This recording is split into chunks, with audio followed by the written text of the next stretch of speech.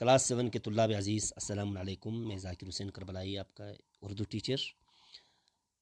ہم گفتگو کر رہے تھے آپ کی میقات اول میں سے ایک عنوان تھا 3 کہانیاں. اس کے اوپر ایک کہانی جو پہلی کہانی تھی اس کے اوپر ہم نے گفتگو کی. آج ہم جو دوسری کہانی ہے دیکھیں گے اس دوسری کہانی میں کیا ہے اور ہمیں کیا سبق دے رہا ہے. یہ دوسری کہانی،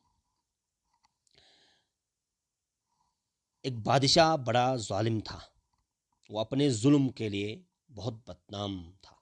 ظلم کرنا یہ بہت بڑی گناہ ہے، اور ظالم جو ہوتا ہے وہ ہمیشہ ایک نہ ایک دن بدنام ہو جاتا ہے اور رسوا ہو جاتا ہے، اور خدا کے پاس اس کے لیے کوئی جگہ نہیں ہے. اسی زمانے کی بات ہے. شہر میں ایک بزرگ رہتا تھا. کس زمانے میں؟ جب اس زمانے میں ایک بادشاہ رہتا تھا. اس زمانے ایک بہت پرانی کہانی. سب امیر و غریب دل سے ان کی عزت کرتے تھے. کس کی؟ اور اس بزرگ شخص کی. بزرگ جو کہتے تھے سب لوگ توجہ سے سنتے تھے. ایک دن کچھ لوگوں نے بزرگ سے کہا، اس بزرگ شخص سے، اس ظالم بادشاہ کو آپ ہی کچھ سمجھائیں تاکہ یہ ظلم کرنا چھوڑ دے. وہ ہر چھوٹے بڑے پر ظلم کرتے تھے.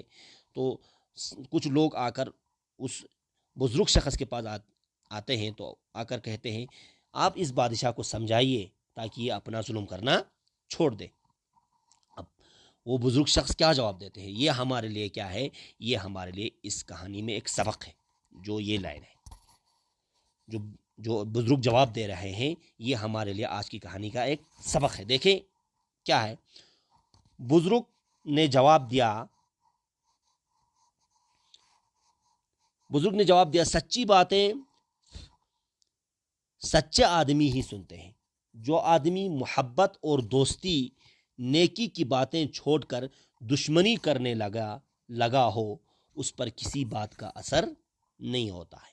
یعنی جب وہ اچھے بات، محبت، دوستی، بھائی چارگی کو پاؤں تلے رونڈ کر جب وہ دشمنی کرنے لگتے ہیں تو اس پر اچھے بات کا اثر بہت کم ہو جاتا ہے، بالکل ختم ہو جاتا ہے. اس کے دل مردہ ہو جاتے ہیں، اس کی ضمیر ختم ہو جاتے ہیں، اس کی دماغ کام کرنا چھوڑ دیتے ہیں، اور اس پر کسی بھی اچھے بات کا اثر نہیں ہوتا ہے، چاہے کوئی بھی آ کے کہے. تو سچ ہی کہا بزرگ نے. جب آدمی انسانیت کے اعلیٰ درجے سے خود کو گرا دیتے ہیں، انسانیت کا درجہ یہ ہے کہ محبت کرنا، دوستی کرنا. انسانیت ہمیں کیا پیغام دیتا ہے؟ لوگوں سے محبت کرو، دوستی کرو، بھائی چارگی، امن کو پھیلاؤ، بھائی چارگی کو، اخوت اور برادری کو تقویت دے دو. ان سب کو چھوڑ کر جب ایک آدمی خود کو انسانیت کے اس درجے سے گرا دیتے ہیں، اسفل السافلین کے اس درجے میں لاتے ہیں اور برے کاموں میں لگ جاتا ہے، تو اس کا ضمیر کیا ہو جاتا ہے؟ مر جاتا ہے. اس کے دل ختم ہو جاتا ہے، اس کے دماغ کام کرنا بند کرتا ہے. یعنی ضمیر مطلب ہم نے کیا کہا؟ دل و دماغ. یعنی اس کی جب دل مردہ ہو جاتا ہے، جب اس کی دماغ کام کرنا ختم کر جاتا ہے، تو اور کسی بھی نیک کا اس پر اثر نہیں پڑتا. تو پھر کسی نیک بات کا اس پر کوئی اثر نہیں ہوتا ہے، چاہے کوئی بھی آ کر کرے. تو ہمیں کیا کرنا چاہیے؟ ہمیں انسانیت کے اس اعلیٰ درجے کو اپنے اندر محفوظ کر کے رہنا چاہیے. یعنی محبت اور دوستی کے دامن کو ہمیشہ پکڑ کر رکھنا چاہیے. بھائی چارگی کے اور اخوت اور برادری کے اس رسی کو مضبوط کے ساتھ پکڑ کر رکھنا چاہیے تاکہ آگے ہمیں کام آئے. اب تیسری کہانی میں کیا ہوتا ہے؟ تیسری کہانی ایک نیک امیر کی کہانی ہے، نیک شخص کی کہانی. یعنی نیک امیر مطلب ایک مالدار شخص کی کہانی ہے.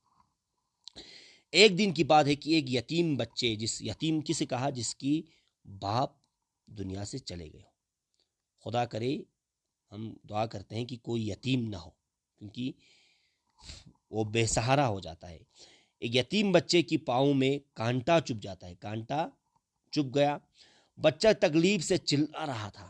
ایک امیر آدمی، اب یہاں پر ایک نیک امیر آدمی کی جو ہے کہانی ہمیں کیا بتاتا ہے، کیا سبق دیتا ہے، وہ ہم آگے دیکھیں گے۔ ایک امیر آدمی گھوڑے پر سوار ادھر سے گزر رہا تھا، یعنی مال و دولت والا، شان و شوکت کے ساتھ۔ امیر بڑا نیک دل تھا، یعنی اس کی دل بالکل صاف تھا۔ گھوڑے سے اتر کر بچے کے پاس گیا۔ اس نے پہلے تو بچے کے پاؤں اپنی گود میں لے کر کانٹا۔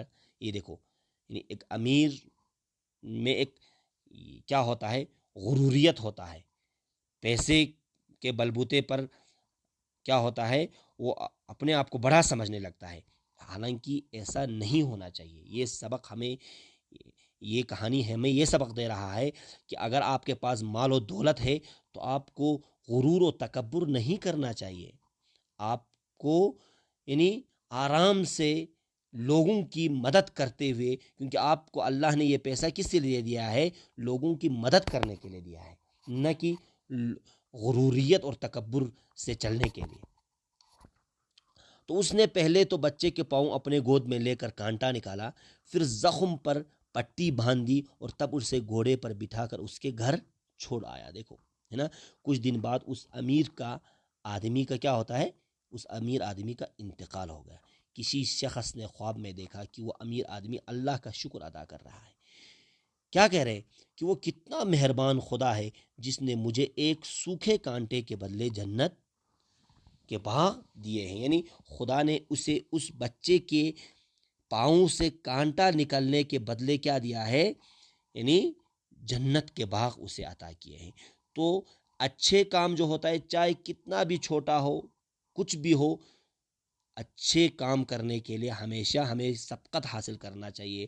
لوگوں کی مدد کرنے کے لیے، لوگوں کی سیوا کرنے کے لیے ہمیں ہمیشہ سبقت میں رہنا چاہیے، آگے رہنا چاہیے، اور ہمیں خدا نے جو ہمیں نعمت دی ہے اس پہ ہمیں کترانا نہیں چاہیے، غرور نہیں کرنا چاہیے، کیونکہ خدا نے یہ نعمت آپ کو آزمائش کے لیے دیا ہے اور لوگوں کی مدد کرنے کے لیے دیا ہے، خدا کی راہ میں صرف کرنے کے لیے دیا ہے، اور خود کی زندگی کو آرام کرنے کے لیے، اور ساتھ ساتھ میں جو آپ کے آس پاس میں، جو آپ کے ہمسائے میں، جو آپ کے گاؤں میں جو غریب طبقے، جو یتیم طبقے کے بچے ہیں، ان کی مدد کرنے کے لیے آپ کو یہ مال خدا نے دی ہے، نہ کہ لوگوں پر حکومت اور لوگوں پر غرور اور تکبر جتانے کے لیے آپ کو خدا نے یہ مال عطا نہیں کیا ہے۔ یہ ایک آزمائش ہے جو ہمیں خدا نے نعمت دیا ہے۔ اس آزمائش میں ہمیں کیا ہونا ہے، امتحان میں پاس ہو کے دکھانا ہے۔ اس کہانی کا یہ سبق ہے۔